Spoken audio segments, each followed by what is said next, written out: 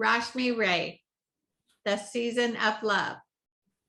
The Season of Love, Rashmi Ray. Love is powerful. I felt the power of love when he started waking up at night to change our baby's diapers. I felt the power more when he stopped doing so. We all have felt the power of love, right? Madam Contest Chair, fellow Toastmasters, and esteemed guest, have you ever felt self-love the same way? And if I ask you, unconditional, unquestioning self-love.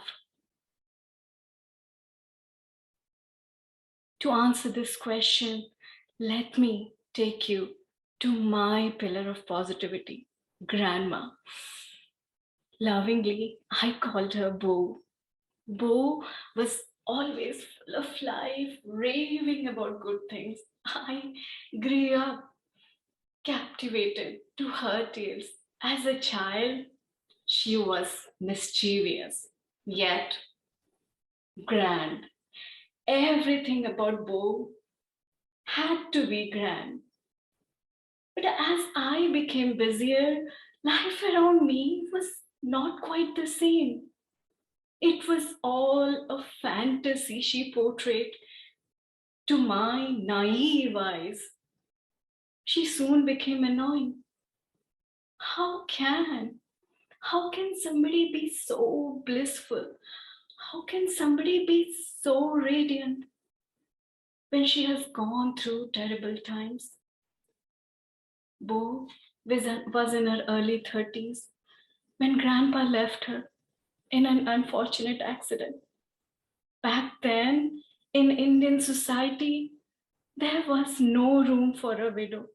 She could have easily fallen into the hands of depression and disappeared. But it was all for her love for life that not only she made room for herself, she made it grand. Bo would often talk about the splendid time she had with Grandpa, not about her struggles. She would talk about how people brought positivity in her life, not about how short-lived it was. Dear friends, standing here, when I have my piece of puzzle solved, I look at her armed with self-love. To be clear, self-love is not same as our self-esteem. Our self-esteem is exemplified by status and achievements. These can be easily altered by people around us. Self-love, on the other hand, is about me and my positivity. When life throws in a downturn, the mantra is it's okay if I'm different because I am one of a kind. Handling failure without self-love will bring in hopelessness, self-demeaning thoughts.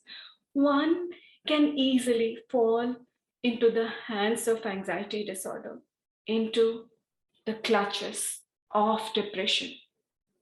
As per American Association of Anxiety and Depression, over 40 million today are suffering from anxiety disorder.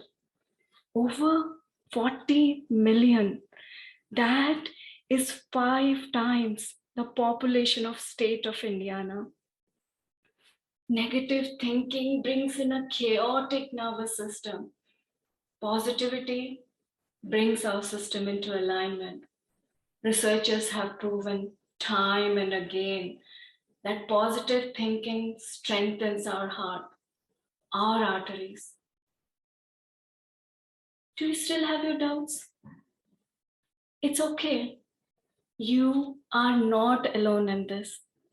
Some of us think It inhibits their ambition. For some of us, it's too arrogant to think of loving myself. For some of us, it's a goal so Herculean to achieve. I urge you to give yourself a moment and think, what would you do if you knew you are special? What would you stop running after if you knew you are here for a reason? What would you stop pretending if you knew you are the best you could ever have? Together in this, we can bring in a pandemic of self-love. Do you wonder how did Bo flare in her positivity? Bo didn't have to bother about reading glasses to read a newspaper. She didn't ask for expensive clothing or jewelry to make it grand. Her confident smile was enough. She went on to spread her sunshine well beyond her 90s. She even planned her own funeral on her deathbed. That was a life to be celebrated. Do you want to love the world around? You have to love yourself first. Are you with me? Are you ready for some action? Let's do it together. Protect, nurture, and respect yourself. Whatever you do, make sure you are protecting, you are respecting, and you are nurturing yourself. Let's all bring in this season of love. Make it grand.